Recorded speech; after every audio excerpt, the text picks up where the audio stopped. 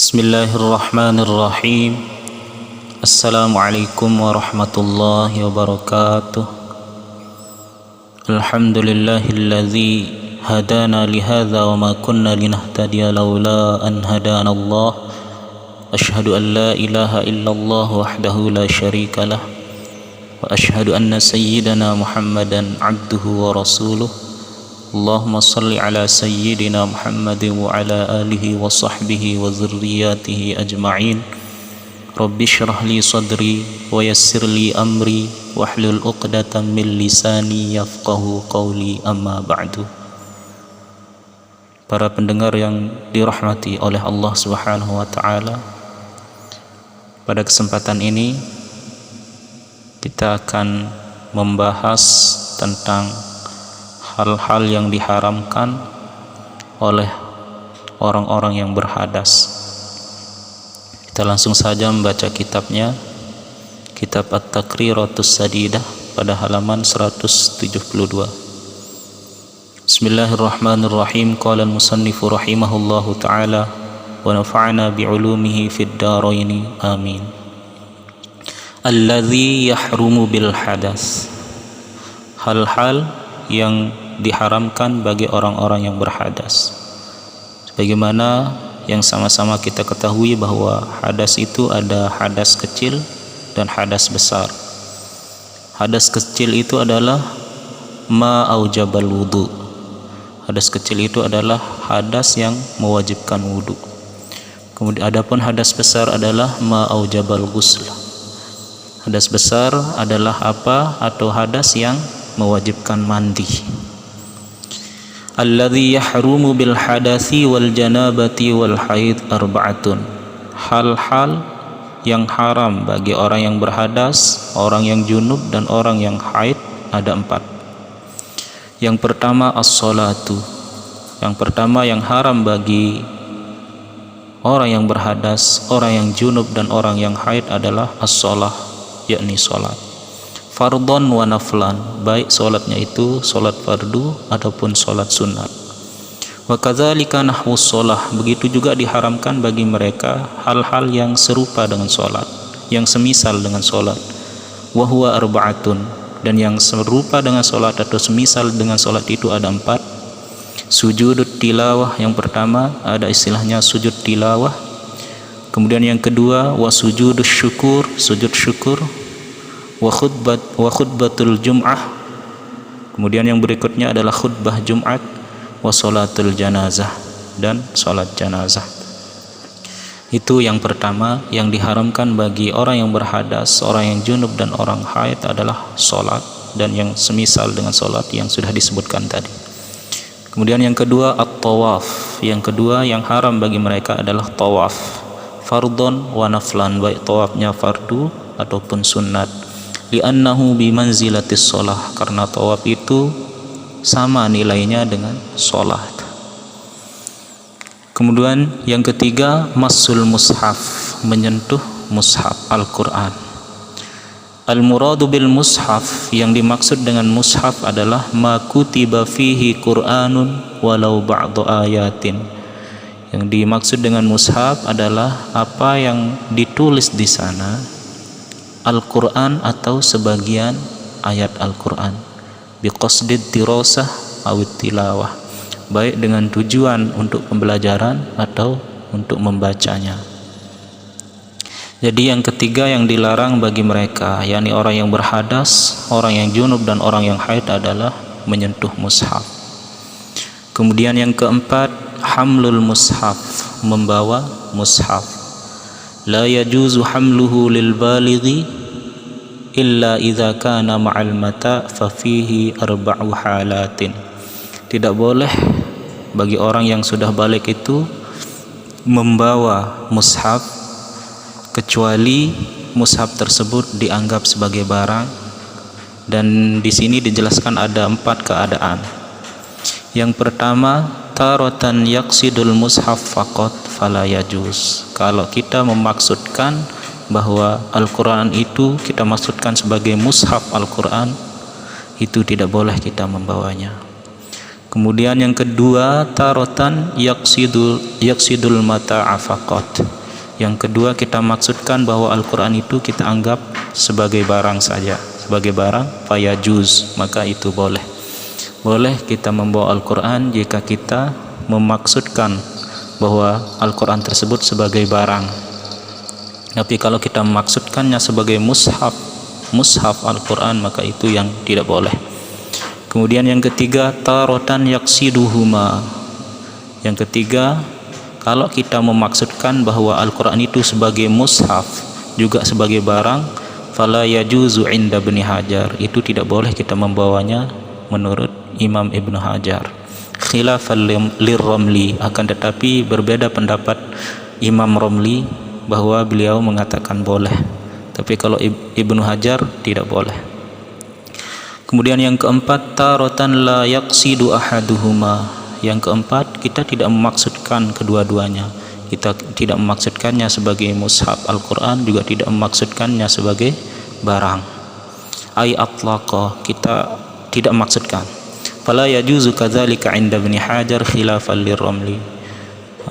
Hal yang demikian itu tidak boleh juga kita membawanya menurut Imam Ibnu Hajar, dan Imam Ramli berbeda lagi pendapatnya.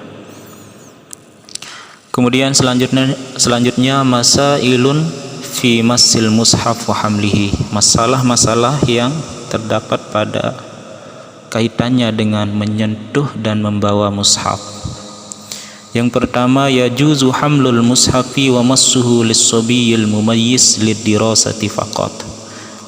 Al-Quran atau mushaf tersebut boleh dibawa dan disentuh oleh anak kecil yang sudah mumayyiz lid-dirasati faqat, dengan tujuan untuk mempelajari Al-Quran tersebut.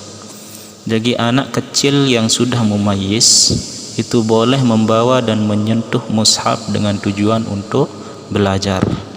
Inda Ibnu Hajar war Ramli, ini menurut pendapat Imam Ibnu Hajar dan Imam Ramli. Jadi keduanya bersepakat bahwa anak kecil yang sudah mumayyiz itu boleh membawa dan menyentuh Al-Quran dengan tujuan untuk belajar, untuk mempelajarinya.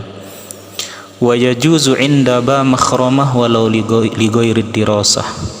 Nah, kalau menurut ba makhramah, bahwa beliau berpendapat itu boleh saja bagi anak kecil yang sudah mumayyiz membawa dan menyentuhnya walau li ghairi dirasah, sekalipun bukan dengan tujuan untuk belajar.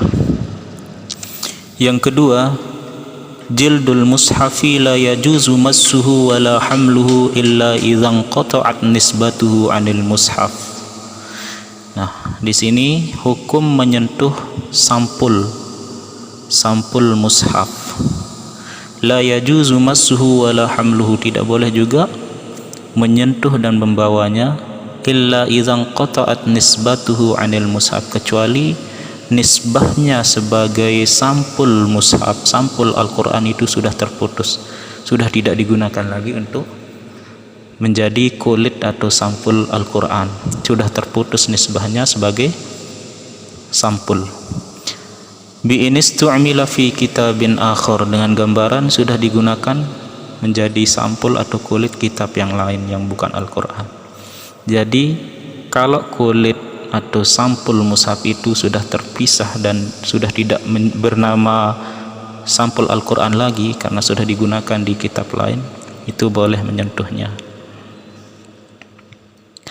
Kemudian yang ketiga, lau jullidal mushafu ma'a ghairihi, apabila Al-Quran itu diberikan sampul atau terkumpul di satu sampul bersama yang lainnya, ada Al-Quran dan ada buku yang lain misalnya yang bukan Al-Quran, itu berada dalam satu sampul, fayahrumu massuhu min jami'i jihatihi inda Ibnu Hajar. Nah, itu juga sampulnya itu tidak boleh disentuh, tidak boleh disentuh dari sisi manapun menurut Imam Ibnu Hajar. Kalau ada Al-Quran yang memiliki sampul yang sama, kulit yang sama dengan kitab lain, itu tidak boleh disentuh sampulnya walaupun dari sisi manapun menurut Imam Ibnu Hajar. Wa min jihatil mushafi indar Romli, akan tetapi Imam Romli berpendapat bahwa sampul yang tidak boleh disentuh adalah dari sisi Al-Qur'annya saja, sedangkan sampul yang dari sisi kitab yang lain itu boleh. Wa jawwaza ba makhramah massahu min jami'il jihad, akan tetapi menurut ba makhramah, Syekh ba makhramah, kita boleh menyentuhnya dari sisi manapun, baik dari sisi Al-Qur'annya atau dari sisi kitab yang lainnya. Jadi gambarannya seperti ini, ada Al-Qur'an tapi memiliki kulit atau sampul yang sama dengan kitab lain. Nah, menurut Imam Ibnu Hajar itu kita tidak boleh menyentuh kulitnya sekalipun Al-Qur'an itu diberikan sampul yang sama dengan kitab lain. Akan tetapi menurut Imam Romli, kita boleh menyentuh sampulnya yang dari sisi kitab lain, sedangkan tidak boleh menyentuh sampulnya yang dari sisi Al-Qur'an. Adapun menurut ba makhramah boleh menyentuhnya dari sisi manapun. Kemudian masalah yang berikutnya, yajuzu lil muhdisi ay yahmilal Qur'an lid-darurah. Boleh bagi orang yang berhadas itu menyentuh atau membawa Al-Qur'an dengan keadaan darurat.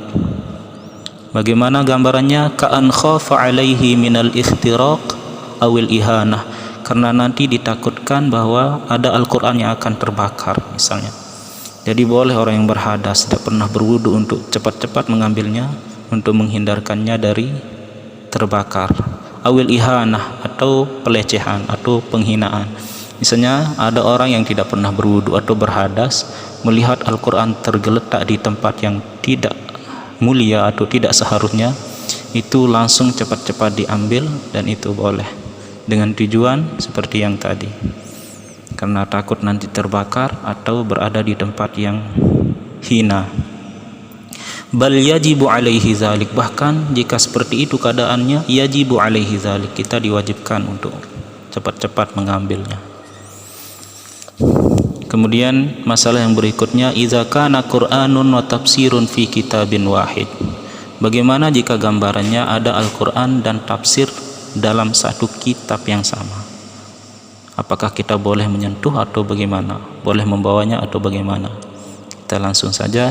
Idza kana Qur'anun wa tafsirun fi kitabin wahid, apabila Al-Qur'an dan tafsir, beda antara tafsir dengan Al-Qur'an, fi kitabin wahid, berada di kitab yang sama, fayajuzu massuhu wa hamluhu idza kanat hurufut tafsir aktsara min hurufil Qur'an. Kita boleh menyentuh dan membawanya apabila huruf-huruf tafsir lebih banyak dari huruf Al-Qur'an. Nah, kalau tafsir Al-Qur'an itu huruf tafsirnya lebih banyak, maka kita boleh menyentuh dan membawanya. Kemudian wa amma idza kanat tusawihi aw aqalla minhu fayahrumul massu wal hamlu. Akan tetapi jika huruf Al-Qur'an itu sama banyaknya dengan huruf-huruf tafsir, atau bahkan huruf tafsirnya lebih sedikit dari huruf Al-Qur'annya, fayahrumul massu wal hamlu, maka jika seperti itu keadaannya, kita haram untuk menyentuh dan membawanya. Kemudian yang berikutnya, yang keenam, yajuzu lil muhdisi qalbu waraqil mushafi bi'udin. Boleh bagi orang yang berhadas itu membalik lembaran mushaf dengan kayu. La biyadihi, tapi tidak boleh dengan tangannya. Fayahrumu walau laffa 'alaiha hirqatan. Maka haram bagi orang yang berhadas itu membalik Al-Qur'an dengan tangannya sekalipun tangannya itu terbungkus dengan kain. Sekali lagi, orang yang berhadas itu boleh membalik lembaran mushaf dengan kayu. La biyadihi, tidak boleh dengan tangannya. Fayahrumu walau laffa 'alaiha hirqatan. Maka haram bagi orang yang berhadas membalik Al-Qur'an dengan tangannya sekalipun tangannya itu dibungkus dengan kain.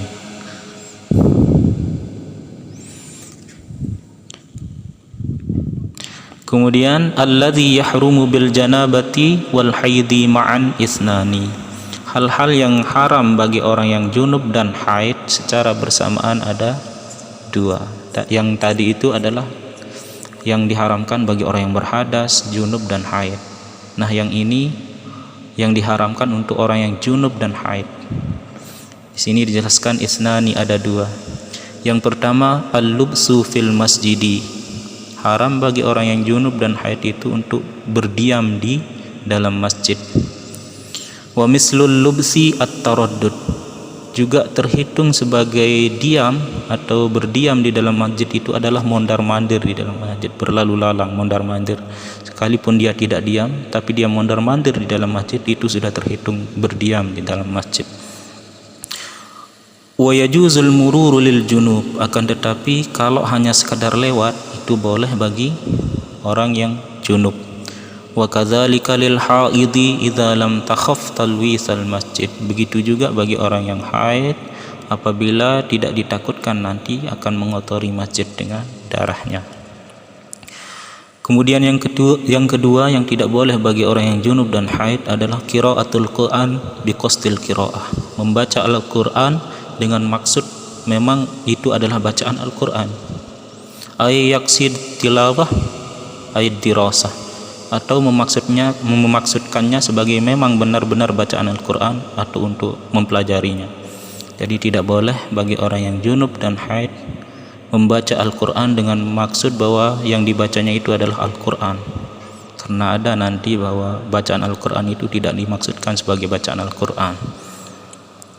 Wali qiraatil Quran halatin. Nah, membaca Al-Quran itu ada beberapa keadaan. Yang pertama, taratan yaqsidul Quran faqat fayahrumun. Yang pertama, kita memaksudkan Al-Quran itu, membaca Al-Quran itu sebagai Al-Quran saja, maka itu diharamkan. Yang kedua, wa taratan yaqsidu ghairul Quran. Kita memaksudkan bacaan Al-Quran itu bukan Al-Quran, fala yahrumu, itu tidak diharamkan. Bagaimana gambarannya kita membaca Al-Quran bukan sebagai Al-Quran? Kal istishfa, misalnya untuk pengobatan, untuk menjadi obat. Wa tahassun, sebagai benteng diri, penjagaan diri. Misalnya kita berdoa supaya dijaga dari bahaya atau dijaga dari ancaman-ancaman. Itu kan ada banyak dari ayat-ayat Al-Quran yang berupa doa.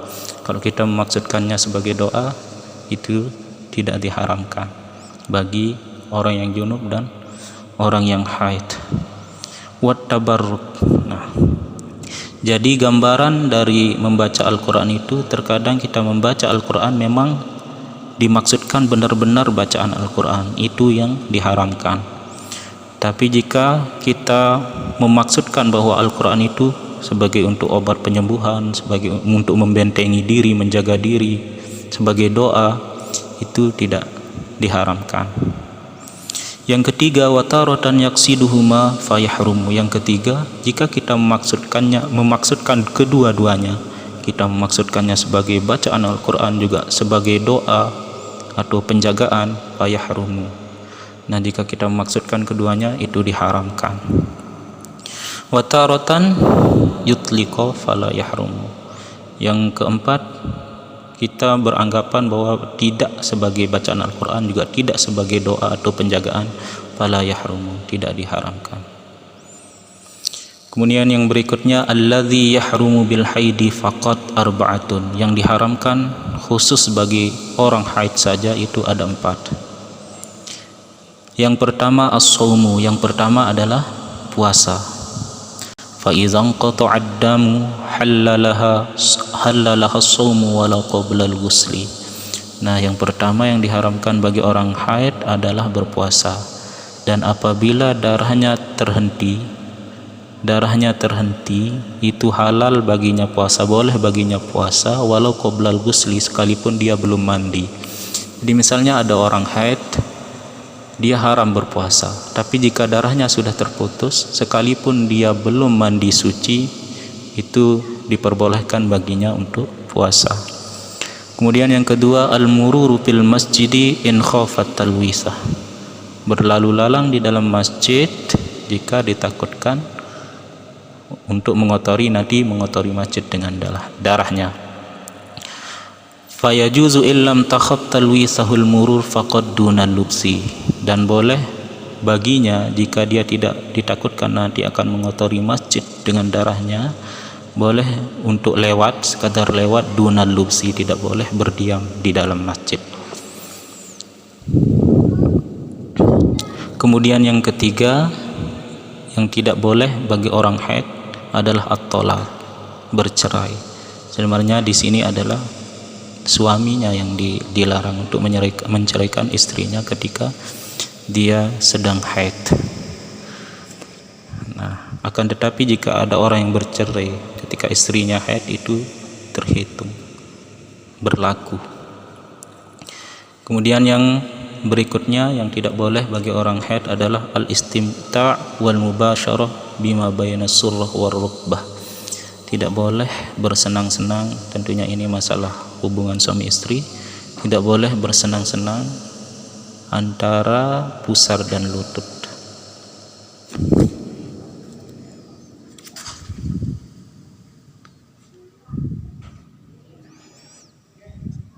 Mungkin sekedar ini dulu untuk kali ini, mudah-mudahan ada manfaatnya untuk kita semua. Wallahul muwaffiq wal hadi ila sabilir rasyad. Assalamualaikum warahmatullahi wabarakatuh.